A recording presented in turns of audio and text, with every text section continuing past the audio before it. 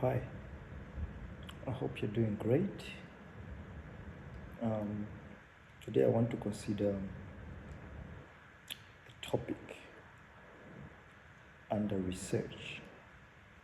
So the topic being choosing a research topic and area of study. Choosing a research topic and area of study. I've seen a lot of students get stuck in choosing a research topic. Okay? A lot, you're not alone. So I remember students asking me, how do I choose the right research topic and area of study? Well, very simple formula I want to propose to you.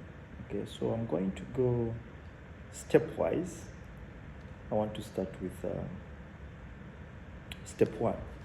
Now, step one is very simple.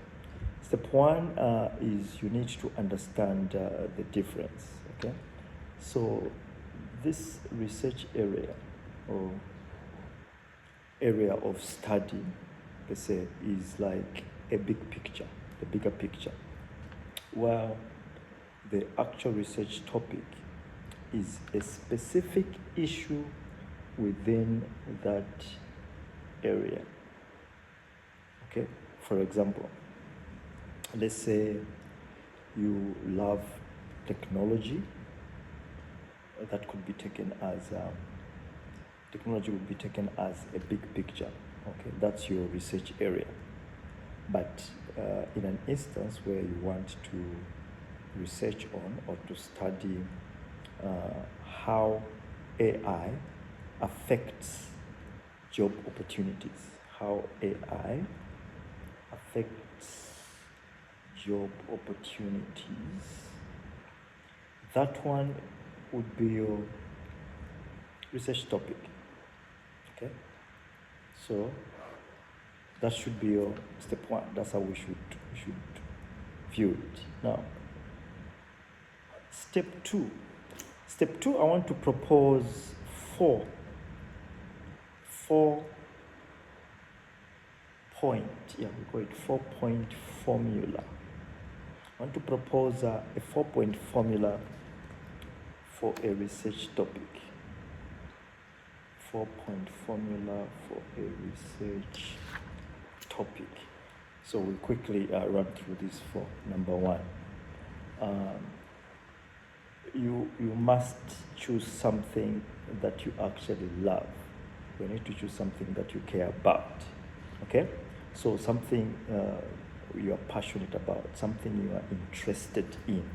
That's number one. Passion and interest. So if you hate it, then your research will be a nightmare for you. That's number one. Number one, passion and interest. Find something you have passion for and you have interest in. Number two, problem and relevance. Problem and relevance. Okay, is there a real world problem? And we're very petty when it comes to such things. Okay, what is the problem? That's the first question I'm going to ask you. So is there a real world problem? These days we also want to focus on solving real problems. So is there a real world problem that is related to your topic?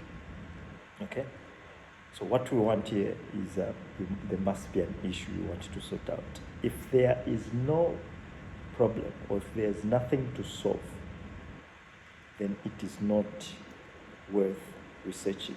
You're wasting your time, you're wasting our time. Okay? Number three, data availability. Data availability. Can you find enough information about your research topic?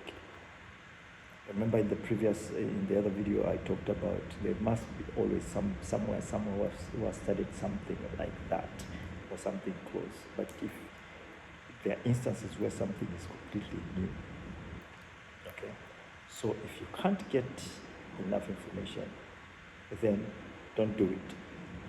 So we usually say no data, no research. No data, no research. Last but not the least, feasibility. Feasibility. Do you have enough time? Now, it depends on your context. Usually for most students, they are busy. Okay, most students are given a little time frame to do their research because of the nature of the courses they're doing. So you need to ask yourself, do I have enough time to research on this kind of topic? Do I have enough time, or do I have enough resources, to undertake this study? And do I have the skills to study it? Okay? You might have a very great topic, everything is okay, but if it is impossible for you to research it on, then it becomes useless. So that's on step 2. Passion and interest, problem and relevance, data availability, and feasibility. Let's delve into step 3. Okay, step 3 is simple. I just want to give an example of applying the formula. Okay, so let's think. Let's say you are interested in climate change. Okay, for example, climate change. That's too broad. So it simply means that's your research area, climate change. So now, let's use these steps we talked about to address this topic. Number 1, we said passion and interest, right? Passion and interest. Okay. So you have a passion for climate change. You care about climate change. That's very good. That's how you check. Number 2, problem and relevance. Problem and relevance. So, what is the problem? The problem related to climate change could be rising temperatures could affect or are affecting food production. Now, that sounds like there's a problem. The rising temperatures are affecting food production. So that sounds like a real-world problem which might need to be solved. Great. Thirdly, we say data availability. Trust me, there's a lot of data. There are a lot of studies or reports and statistics that are available in this area. I think this has been an area of concern for the past 10 years or so. So we tick there. And last but not the least, feasibility. Okay? So for example, can we measure? Can you measure the impact of heat on crop growth? Well, maybe. There are a lot of ways you can do it. You can interview farmers, for example. Yes, you can. Definitely you can. Might be difficult to measure impact, but you can talk to farmers so that you that was your feasibility, so that you get your data. How feasible is it to collect your data? So after we've analyzed this, then you can conclude.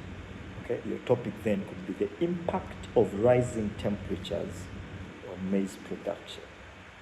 The impact of rising temperature on maize production. Now you need to add where you're studying it from. Is it in Malawi, in Botswana, Swaziland, Lesotho, in South Africa, in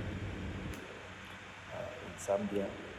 So you have a topic. Step 4. We're concluding. Step 4. Sometimes, or in most cases, your topic could be too broad. Okay? The topic could be too broad. So there are certain ways we would want to refine the topic. So we look at these 3 things under this in narrowing down your topic. How do you narrow down your topic These I'm sure you should have heard them from somewhere. We ask about who, where, when. Okay? Who, where, when. So, quickly. Who? Focus on a specific group. You need to focus on a specific group. Okay, for example, you can, in this context, you can focus on small-scale farmers. You want to focus either on students, or you want to focus on businesses. But you need to tell us who, what specific group are you focusing on? Number two, you said where. Choose a location. You need to choose a location. For example, if you're doing a study in South Africa, you would say in KwaZulu-Natal, in Joburg, in Pretoria, or Durban, or maybe you want to go to rural areas. If you're in Botswana, you want to say maybe in Gaborone, okay, Sero, Lesotho or somewhere there. Okay. Or do you want to focus on specific industries? So you want to be specific where, you state where, but we also want the specifics of those things. And then there is the when. Okay? You need to add a time frame. Sometimes you want to do a retrospective study where you want to say the past 5 years. Maybe you want to look at an era, let's say post-COVID, after COVID, or you want to predict what's going to happen in the future. But what it is you need to state when you are narrowing it down. So research, as a matter of fact, is like you are trying to solve a mystery. Okay? So in trying to solve a mystery, you want to zoom, get into the details. Finally, step 5. Okay? Step 5. Sometimes you find yourself in a precarious wamfufu, in a confusion where the topic is too vague or it's too broad. So us as researchers or your tutors, lecturers, professors would want you to refine that topic. If your topic is vague, it's too broad, it will end up not only confusing you, but it's going to confuse even your supervisors and other people who are involved in your research. So we want a clear, focused topic. Okay? We want that topic to make sense to you and others. Once that is done, it simply means you have an easy study or research. It simply means it's going to culminate into great results. Okay, so we want you to do that at the end of the day. Make things clear. Let's be specific. Let's have a clear topic. So that's all. I think for now we'll get to interact more and look at several other things related to research. But this is a stepping stone. We look at we say there must be a problem. So we are also in another research is going to look at how to find the problem or how to write a problem, how to write a statement of the problem statement. So let's follow this formula, and you find that once you do that, you're going to have perfect research topic, and then you are good to go. Okay, you need to choose smart, you need to research right, you need to master your research one step at a time. If you love this, make sure you share with other people, share with people who might be stuck with research. Till next time, have a great time.